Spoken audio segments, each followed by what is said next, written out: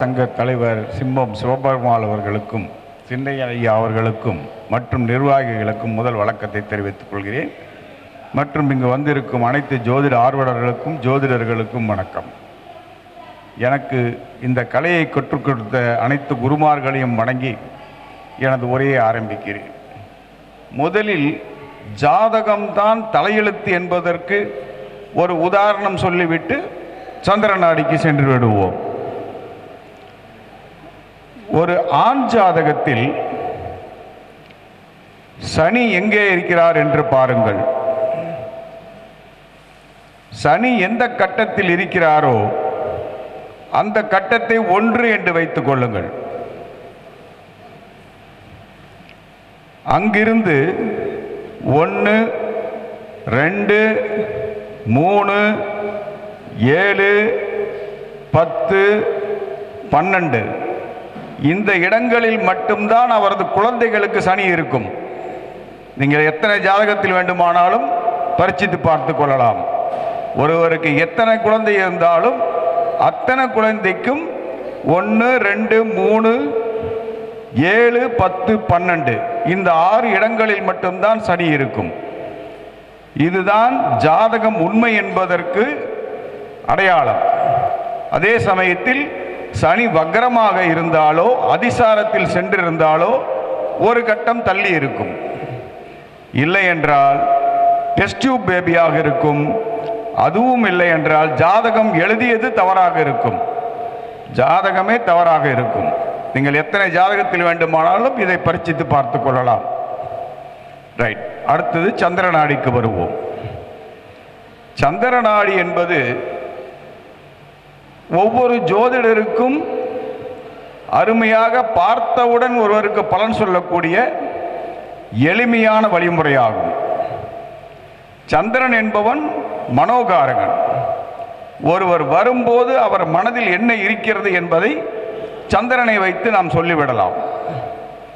சந்திரன் அன்றைய கோச்சார சந்திரன் வருகின்றவர் ஜனன ஜாதகத்தில் எந்த இடத்தில் செல்கிறார், அவர் எந்த கிரகத்தை கடந்து வந்திருக்கிறார், அவர் அடுத்து எந்த கிரகத்தை தொடப்போகிறார், இதை வைத்து வந்தவரின் கேள்விக்கு பதில் அனைத்தையும் நாம் சொல்லலாம். பதில் சொல்லும் போது அந்த சந்திரன் இருக்கும் இடத்தை எந்தெந்த கிரகங்கள் பார்க்கின்றன என்பதையும் கவனித்து பதில் சொல்ல வேண்டும். இன்று பார்த்தீர்களேயானால் ஐயா சொன்னார் பூராட நட்சத்திரத்திற்கு பொருத்தமான நாள் என்று. இன்று குரு பகவான் பரணியில் இருக்கிறார், சந்திர பகவான் பூராடத்தில் இருக்கிறார், சுக்கிர பகவான் பூராடத்தில் இருக்கிறார். இவர்கள் மூவரும் பார்த்து கொள்கிறார்கள். 9ஆம் பார்வையாக குரு பார்க்கிறார். சந்திரன் அடுத்து தொடப்போவது சுக்கிரனை தொடப்போகிறார். இன்று கேள்வி கேட்க வந்திருப்பவர் என்ன கேள்வி கேட்பார்? தனது பொருளாதாரம் உயருமா அல்லது தன் குழந்தைகள் எப்படி இருப்பார்கள், குரு பார்க்கிறார்களா? இந்த 2 கேள்வி மட்டுமே அவர் மனதில் இருக்கும். பொருளாதாரம் கிடைக்குமா என்ற கேள்விக்கு அடுத்து சுக்கிரனை தொடப்போகிறார் சந்திரன் என்பது கிடைக்கும் என்று சொல்லலாம். சுக்கிரனை அடுத்து தொடுவதால் குழந்தைகள் படிப்பை பற்றியே கேட்பார் வந்தவர், குழந்தைகளை பற்றி கேட்பதாயிருந்தால். இதுபோல ஒவ்வொரு கிரகத்திற்கும் நீங்கள் பார்த்து பார்த்து பலன் சொல்லலாம். அதே சமயத்தில் ஒரு திருமணத்திற்கு நாள் குறிக்கிறீர்கள் என்றால் பஞ்சாங்கத்தில் ஒரு 10 நாள் கொடுத்துருப்பாங்க. இந்த தேதியெல்லாம் முகூர்த்த தேதி அப்படின்னு கொடுத்துருப்பாங்க. அதை நீங்கள் குறித்து கொடுத்தீங்கன்னா கண்டிப்பாக பேர் கெட்டு போயிடும். அப்போ நீங்கள் நாள் குறிக்க வர்றாங்க அப்படின்னா அப்போ பாருங்க, அன்னைக்கு சந்திரன் ராகுவையோ கேதுவையோ தொடப்போகுதுன்னா அவங்களுக்கு குறித்து கொடுக்காதீங்க, நாளைக்கு வாங்கன்னு சொல்லுங்க. நாளைக்கு வாங்க குறித்து கொடுக்குறேன்னு திருப்பி அனுப்புங்க. அதே மாதிரி நீங்கள் குறித்து கொடுக்குற நாளில் சந்திரன் போய் ராகு கேது தொடக்கூடாது. இந்த நாளில் திருமணம் முடிச்சுக்கலாம் அப்படின்னு எழுதி கொடுக்குறீங்கன்னா அந்த நாள்லையும் சந்திரன் போய் ராகு கேதுவை தொடக்கூடாது. அப்படி தொட்டால் நீங்கள் தெரியாமல் குறித்து கொடுத்துட்டீங்கன்னா பல பேப்பரில் பார்த்துருப்பீங்க, கல்யாணத்தன்னைக்கு பொண்ணு ஓடி போச்சு, மாப்பிள்ளை ஓடி போச்சு. இதுதான் காரணம். அதே மாதிரி நாள் குறிக்கிறப்ப மட்டும் ரொம்ப கவனமாக இருக்கணும். குறிக்க வர்றவங்க இப்போவே குறித்து கொடுங்கன்னா கூட, சந்திரனுக்கு ராகு தொடுதுன்னா குறித்து கொடுக்காதீங்க. ஐயா நீங்கள் நாளைக்கு வாங்க குறித்து கொடுக்குறேன், இன்னைக்கு குறித்து கொடுத்தா தப்பாக போயிடும், ஜோதிடர் பேர் கெட்டு போயிடும். அது இல்லாமல் அதனால் இந்த விஷயத்தில் நீங்கள் சந்திரநாடியை கண்டிப்பாக உபயோகப்படுத்தணும். எந்த கேள்வி கேட்டாலும் சரி, நீங்கள் சந்திரன் அவர் ஜாதகத்தில் இப்போ இன்னைக்கு தனுசில் ஓடிட்டு இருக்கார் சந்திரன், வர்றவர் ஜனன ஜாதகத்தை பாருங்க, அங்கே சந்திரன் எங்கே நிற்கிறாரு, அந்த கட்டத்தில் எந்த கிரகம் இருக்கு. இப்போ சப்போஸ் அந்த கட்டத்தில் அடுத்த ஒரு செவ்வாயை தொட போறாரு, யாரை கடந்து வந்தார், ஒரு நாம் எது வேணா வச்சுக்கலாம், நமக்கு தெரிஞ்ச மாதிரி புதனை கடந்து வந்திருக்கிறார், அடுத்து செவ்வாயை தொட போறார். அப்படின்னா வந்தவர் என்ன கேள்வி கேட்பார்? புதன் அப்படிங்கிறப்போ கண்டிப்பாக படிப்பை பற்றி கேட்கறதுக்கு சான்ஸ் இருக்குது. தன் குழந்தைகளை படிப்பை பற்றி அடுத்து என்ன படிக்க வைக்கலாம், இந்த கேள்வி தான் இருக்கும். இப்போ இந்த கேள்வி இருக்கப்போ அடுத்து எந்த கிரகத்தை தொட போறாரு? செவ்வாயை தொட போறார். செவ்வாயை தொட போறாருன்னா செவ்வாய் சம்பந்தப்பட்ட படிப்புகள் என்னென்ன இருக்கு எல்லாத்தையும் சொல்லலாம். நீங்கள் இது ரொம்ப சிம்பிளா வந்தவங்களுக்கு ஜோசியம் பார்க்கறதுக்கு அற்புதமாக பதில் சொல்லக்கூடியது. வந்த உடனே நீங்கள் அவங்க பதிலை சொல்லிட்டு கேள்வியை சொல்லிட்டீங்கன்னா போதும், அவங்க உட்காந்துருவாங்க. அதுக்கப்புறம் நீங்கள் என்ன எவ்வளோ நேரம் உட்கார வச்சாலும் காத்துக்கிட்டு இருப்பாங்க. அவங்க கூட்டம் வருதுன்னா, ஏப்பா என்ன பண்ணுறப்பா, உனக்கு என்ன வேணும், நீ எதுக்கு வந்திருக்கேங்கிறத நம்ம சொல்லிட்டோம்னா இதில் இன்னொன்று நீங்கள் கவனிக்கலாம். ரொம்ப ஈஸியாக வந்தோடனே வயசை கேளுங்க. இப்போ வயசு சொல்கிறார் அவர், எனக்கு 50 வயசு ஆகுதுங்கிறார். 50 வயசு ஆகுதுங்கிறப்போ 12 கட்டம், 4 12 48 போச்சு, மிச்சம் 2 இருக்கு. அப்போ அவருக்கு 2ஆம் இடம் தான் இயங்கும். வந்தவர் கேட்டு பாருங்க, உனக்கு பொருளாதாரத்தில் பிரச்சனை இருக்கா? ஆமான்னு சொல்லுவார். இல்லை குடும்பத்தில் ஏதாவது பிரச்சனை இருக்கா அப்படின்னு கேளுங்க, ஆமான்னு சொல்லுவார். அதுவே அவருக்கு 54 வயசுங்கிறப்ப 4ஆம் இடம் இயங்கும். அப்போ வந்தவர்கிட்ட நீங்கள் வீடு வாங்க போறீங்களா, இல்லை அடுத்து நீங்கள் வீடு ஏதாவது விற்க போறீங்களா, அந்த இடம் சம்பந்தப்பட்டமான கேள்வி மட்டும்தான் அவருக்கு இருக்கும். இதெல்லாம் நான் எதுக்கு சொல்ல வரேன்னா, சந்திரநாடி அவ்வளவு சுகம். யார் வந்தாலும் வந்தவரோட கேள்வியை சொல்றதுக்கு விட பெரிய சமாச்சாரம் என்ன இருக்கு? ஏன்னா சந்திரன் மனசுக்காரங்கிறதுனால ஒருத்தர் மனசுல என்ன இருக்குங்கிறத உடனே சொல்லுவார். அவர் அதை கவனிச்சு அவர் எங்க நிற்கிறார், என்ன பாதத்தில் நிற்கிறார், என்ன டிகிரியில் நிற்கிறார். இப்போ ஒரு கட்டத்தில் ஒரு கிரகம் இருந்தால் பரவாயில்ல, 3-4 கிரகம் ஒரு கட்டத்தில் இருக்குது. அப்போ அந்த கட்டத்துக்கு சந்திரன் இருக்கிறப்ப என்ன சொல்லுவீங்க? அப்போ கரெக்டாக டிகிரி வைஸ் பார்க்கணும்.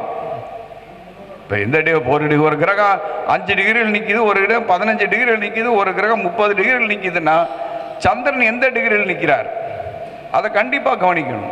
இப்போது 5 டிகிரி நிற்கிது, இப்போ சந்திரன் 7 டிகிரியில் நிற்கிறாருன்னா அந்த 5 டிகிரியில் நிற்கிற கிரகத்தை தான் கடந்து வந்திருப்பார். அடுத்து 15 டிகிரியில் நிற்கிற கிரகத்தை தான் தொட போகிறார்.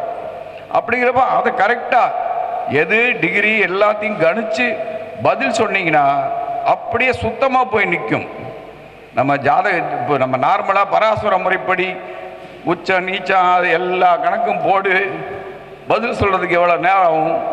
சந்திரநாடியில் அப்படியே பதில் சொல்லிட்டு போயிட்டே இருக்கலாம். இதெல்லாம் ஒரு வரப்பிரசாதம், பிரசன்னம் பார்க்குறோம் இல்லையா, அந்த மெத்தட் மாதிரி அது பாருங்க. உங்களுக்கு ஏதாவது சந்தேகம் இருந்தால் கேளுங்க, நான் சொல்கிறேன். சந்திரநாடிங்கிறது மொத்தமே இந்த பாயிண்ட் தான். கிளியராக கட்டத்தை போட்டிங்கன்னா கோச்சார சந்திரன் முக்கியம். கோச்சார சந்திரன் என்ன டிகிரியில் இருக்காருங்கிறது ரொம்ப முக்கியம். அதே மாதிரி அந்த எந்த டிகிரியில் இருந்து எந்த டிகிரிக்கு போகிறார், அடுத்து நிற்கிற கிரகம் யார், பதில் சொல்கிறப்ப கவனமாக பார்க்க வேண்டிய விஷயம், அந்த கோச்சார சந்திரனை எந்தெந்த கிரகங்கள் பார்க்குது அது ரொம்ப முக்கியம். ஏன்னா பதில் சொல்கிறப்போ பாவ கிரகங்கள் பார்த்தா நடக்க போகிறதில்லை, அதே சுபகிரகங்கள் பார்த்தா நடக்கும். இதை ரொம்ப ஷூராக கவனிக்கணும். அதே மாதிரி ஒரு விஷயத்துக்கும் நீங்கள் பார்த்தீங்கன்னா சந்திரநாடின்னு சொல்கிறோம், அந்த சந்திரனை வச்சுக்கிட்டு விளையாடலாம் ஜோதிஷத்தில். அவ்வளவு எளிமையான சமாச்சாரம். அதே மாதிரி அம்மா புஷ்கரண வம்சத்தை பற்றி பேசினாங்க, யாரோ ஒருத்தர் பேசினாங்க. ஒருத்தர் பேசினாங்க. அவங்க பேசுகிறப்ப கூட சொன்னாங்க, புஷ்கர நவாம்சத்தில் இருக்க கிரகங்கள் நல்லது செய்யும். போயிட்டாங்களா? இல்லை, அவங்க புஷ்கர நவாம்சத்தில் இருக்க கிரகம் நல்லது செய்யும் அப்படின்னு பேசினாங்க. அது தவறான வார்த்தை. அவங்ககிட்ட சொல்லுங்க, புஷ்கர நவாம்சம்னா என்ன? புஷ்கர நவாம்சம்னா என்ன? புஷ்கர நவாம்சத்தில் இருக்க கிரகம் வலிமை பெறும், இதுதான். அப்போ அந்த கிரகம் நல்லது பண்ணும். புஷ்கர நவாம்சத்தில் இருக்க கிரகம் நல்லது பண்ணணும்னா சுப கிரகங்கள் அந்த புஷ்கர நவாம்சத்தில் நிற்கணும். இல்லைன்னா லக்ன சுபர்கள் அந்த புஷ்கர நவாம்சத்தில் நிற்கணும். அப்பதான் நல்லது பண்ணும். அதுவே 6, 8, 12 இருக்கக்கூடிய கிரகங்கள் புஷ்கர நவாம்சத்தில் நின்றுதுன்னா கெடுதலை தான் ஜாஸ்தி பண்ணும். 6ஆம் அதிபதி புஷ்கர நவாம்சத்தில் நின்னார்னா ஏகப்பட்ட கடனை வாங்கி கொடுத்துருவார், உன்னால் கட்டவே முடியாது. அதே மாதிரி லக்னாதிபதியும் லக்ன புள்ளியும் புஷ்கர நவாம்சத்தில் நின்னா அவன் பிறக்கிறப்ப ரோட்ல பிறந்திருந்தா கூட பல கோடிக்கு அதிபதியா வருவான். ஞாபகம் வச்சுங்க. புஷ்கர நவாம்சத்தில் லக்னாதிபதியும் லக்ன புள்ளியும் புஷ்கர நவாம்சத்தில் நின்னா அவன் பிறக்கிறப்ப ரோட்ல பிறந்தவனா இருந்தா கூட பல கோடிக்கு அதிபதியா வருவான். இது ரொம்ப கவனமா வச்சுக்கோங்க. அதே மாதிரி ஏன்னா 2ஆம் அதிபதி போய் புஷ்கர நவாம்சத்தில் நின்னார் அப்படின்னா அவன் வாழ்க்கையில பிறக்கிறப்ப பல வசதியோட பிறந்திருப்பான். 3ஆம் அதிபதி புஷ்கர நவாம்சத்தில் நின்றார்னா அவன் சொந்த முயற்சியால பல கோடி சம்பாதிப்பான். 4ஆம் அதிபதி புஷ்கர நவாம்சத்தில் நின்றார்னா வண்டி வாகனம் அனைத்து சுகங்களும் இருக்கிறப்ப பிறந்திருப்பான் அவன். அதே 5ஆம் அதிபதி பிறந்தா 5ஆம் அதிபதி புஷ்கர நவாம்சத்தில் நின்னா அவனோட தெய்வ அருள் அவ்வளவு இருக்கும் அவனுக்கு. அதே சமயத்தில் அவன் கொஞ்சம் விட்டா சாமியாரை கூட போயிடுவான், அந்த அளவுக்கு தெய்வ அருள் அவன் கையில் இருக்கும். 6ஆம் அதிபதி நின்னா நிறைய கடன் கிடைக்கும், கடைசி வரைக்கும் கட்டவே முடியாது, அந்த மாதிரி கடன் நிற்கும். 7ஆம் அதிபதி புஷ்கரத்தில் நின்னார்னா நல்ல அன்பான மனைவி, அன்பான குழந்தைகள் இதெல்லாம் அமையும்.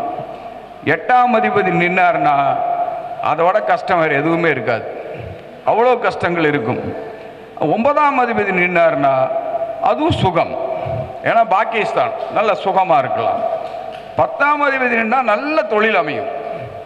11ஆம் அதிபதி நின்னா அவங்களுக்கு வர்ற பணத்துக்கு அளவே இருக்காது, அந்த அளவுக்கு தொழிலில் ஒரு லாபம் கொட்டும். அதே 12ஆம் அதிபதி நின்னார்னா எவ்வளோ சம்பாதிச்சிருந்தாலும் போயிடும். அவங்க என்ன பண்ணணும், ஊரை விட்டு வெளியூர் போயிடணும், குறைஞ்சபட்சம் வெளி மாநிலத்திலேயாவது போயிடணும், இல்லை வேற நம்ம டிஸ்ட்ரிக்ட் விட்டு வேற டிஸ்ட்ரிக்ட்லேயாவது போனால் தப்பிச்சுக்கலாம். பூர்வீகத்திலே இருந்தாங்கன்னா கண்டிப்பாக அவங்களால அதை பற்றி சமாளிக்க முடியாது. அதே மாதிரி இன்னொன்றும் சொல்கிறேன் நான், இந்த கண்டாந்தர நட்சத்திரங்கள்னு கேள்விப்பட்டிருக்கீங்க இல்லையா? கண்டாந்தர நட்சத்திரம் என்ன செய்யும்? கண்டாந்தர நட்சத்திரம் புதனோட நட்சத்திரமும் கேதுவோட நட்சத்திரமும் கண்டாந்தர நட்சத்திரங்கள். கேதுவோட 1ஆம் பாதமும் புதனோட 4ஆம் பாதமும் கண்டாங்க நட்சத்திரங்களாக வரும். இது ஏன் கண்டாந்தர நட்சத்திரம்? ஒரு மண்டலம், அதாவது நம்ம ராசி மண்டலத்தை 3ஆக பிரிச்சிருக்கோம். மேச மண்டலத்தில் முதல் பாதம் கேதுவோட பாதம். அதே தனுசு மண்டலத்தில் புதனோட 4ஆவது பாதம் ரேவதி வரும்.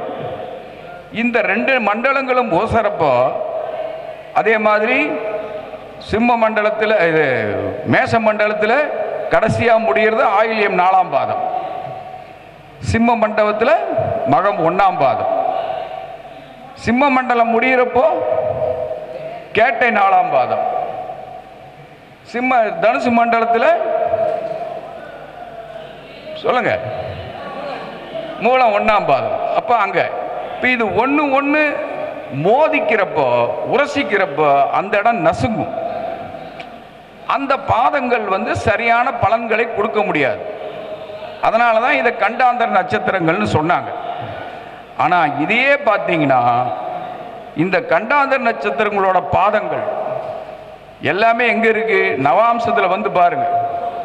கேதுவோட பாதங்கள் பூரா மேஷத்துல இருக்கு, புதனோட பாதங்கள் பூரா மீனத்தில் இருக்கு.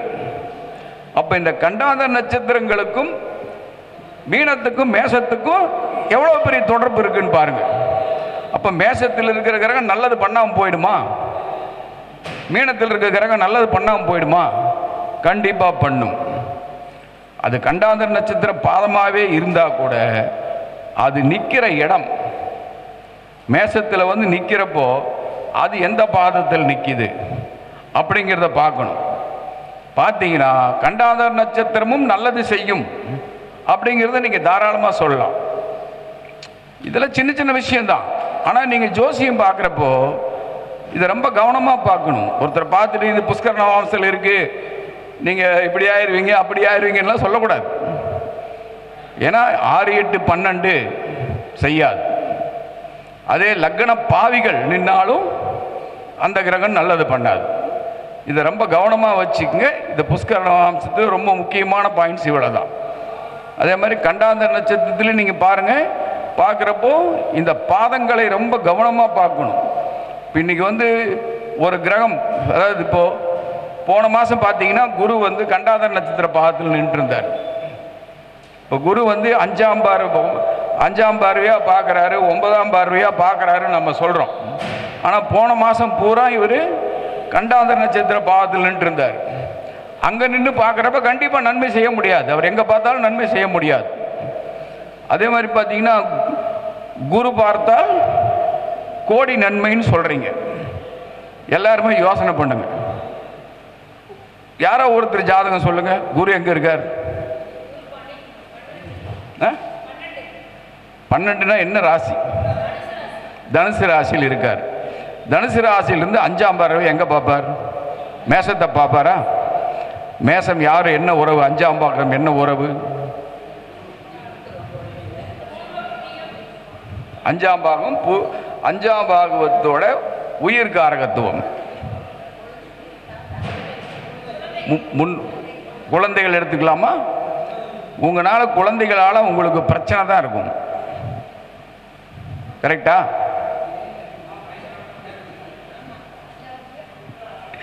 ஏழாம் பார்வையா எங்க பார்க்கும்? மிதுனத்தை பார்க்குமா?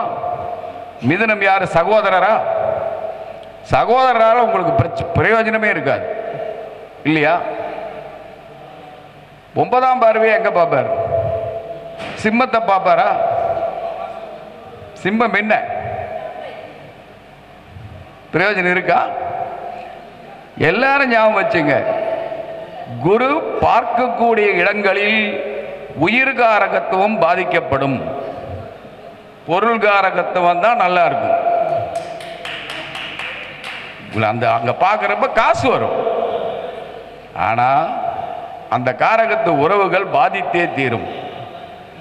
குரு மாறிட்டாரு, நம்மளை அங்கிருந்து எங்க பார்க்கிறாருன்னா அந்த டைம்ல அந்த உயிர்காரகத்துவங்கள் தான் பாதிக்கப்படும். இதெல்லாம் ஏன்னா நீங்க ஜோசியம் எல்லாரும் ஜோசியரா இருக்கிறதுனால இந்த வார்த்தையை நான் சொல்றேன். நீங்க பார்த்த உடனே ஒரு ஜாதகம் பார்க்குறீங்க, குரு பார்க்குறாருங்க, இன்னுமே ஓகோன்னு வருவீங்க, எல்லாரும் நல்லா இருப்பீங்கன்னு சொல்லிடாதீங்க. இதெல்லாம் ரொம்ப முக்கியமான பாயிண்ட். வேற ஏதாவது கேட்கணும்னா கேளுங்கன்னு சொல்றேன் நான்.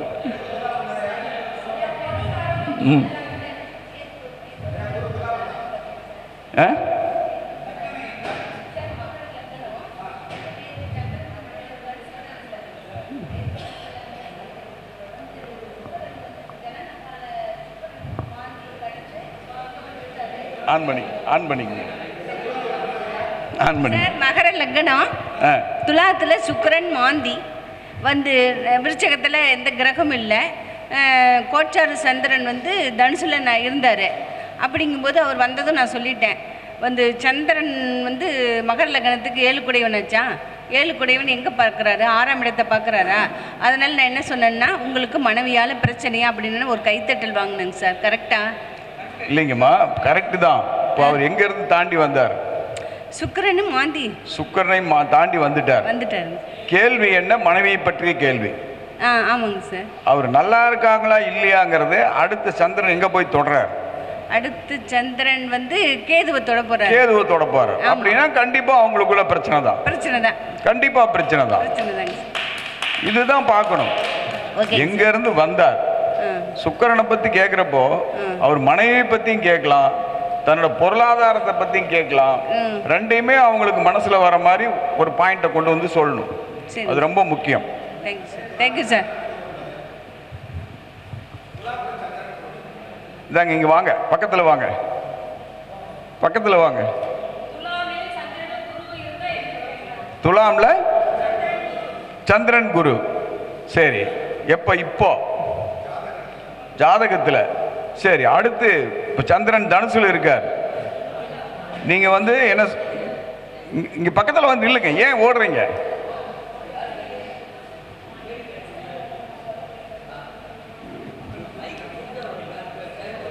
இதுவா? இங்கதான் இங்க இருக்கார். இப்போ இங்க இருந்து தாண்டி வந்திருக்கார். உங்க கேள்வி என்னமா இருக்கும்னா உங்க எப்படிங்க? அதுதான் சொல்றேன். உங்க கேள்வி என்ன இருக்கும் அப்படின்னா உங்க குழந்தைகளை பற்றி கேள்வி இருக்கும். படிப்பாங்களா படிக்க மாட்டாங்களாங்கிற கேள்வி தான் இருக்கும். அடுத்து அவர் போய் புதனை தொட போறார், கண்டிப்பா படிப்பாங்க.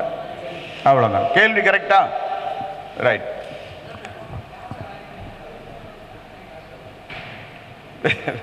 என்ன சொல்றீங்க ஐயா? சிறப்பா இருக்கா? சந்தோஷங்க. வேற யாருக்கா கேள்வி இருந்தா கூட சொல்லுங்க. ராஜா சங்கர் ஐயா வர வரைக்கும் பேசுவோம். ஆமா, கொஞ்சம் சத்தமா வேண்டாம் எனக்கு.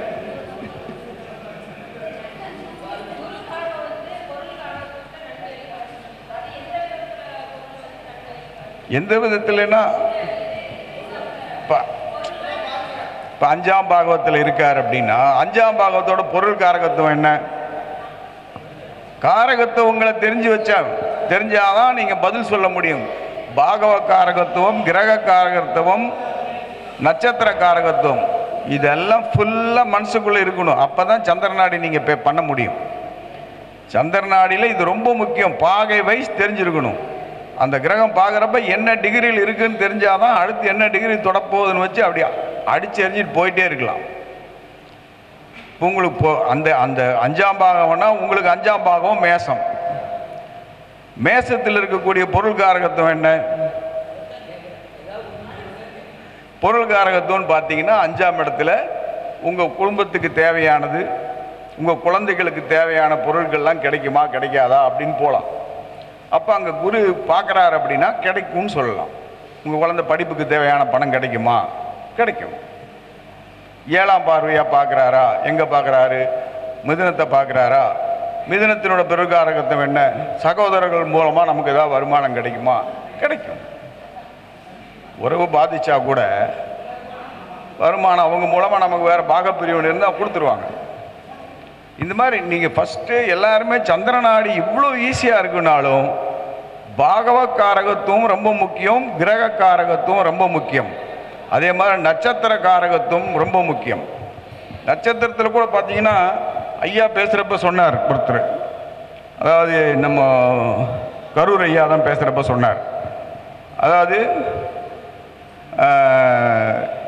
சதயத்தில் சுவாதியில் வந்து கரசைக்கரணமும் சேர்றப்போ ஒரு குழந்தை இல்லாத தம்பதிகள் உடலுறவு வச்சுக்கிட்டா குழந்தை கண்டிப்பாக பிறக்கணும்னு சொன்னார். அதில் கூட சுவாதி நட்சத்திரத்தோட 4ஆம் பாதத்தை தான் சொல்லணும். ஏன்னு சொல்லுங்க? சுவாதி நட்சத்திரத்தோட 4ஆம் பாதத்துக்கு அதிபதி குரு. குரு குழந்தையா?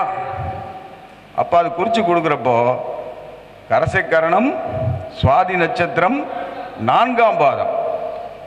கரசைக்கரணத்துக்கு அதிபதி குரு, சந்திரனும் சொல்றாங்க, குருவும் சொல்றோம்.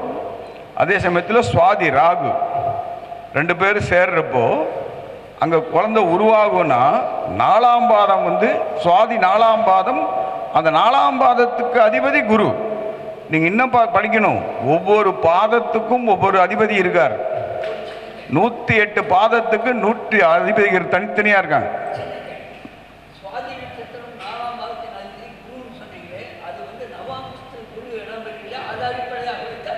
ஆமாம், அதேங்க ஐயா. அதனால் இதெல்லாம் ஒவ்வொன்றையும் கவனிக்கணும் நீங்கள். சரி, இந்த ஐயா வந்துட்டாரு.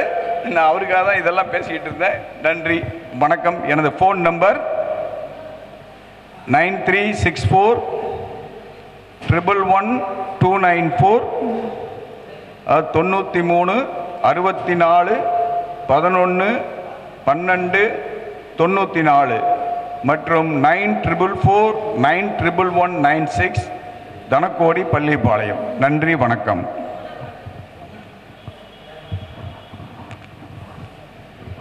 சந்திரநாடியின் சாகசங்கள் என்றதில் நிறைய பேருக்கு நிறைய விடை கொடுத்துள்ளார் ஐயா அவர்கள்.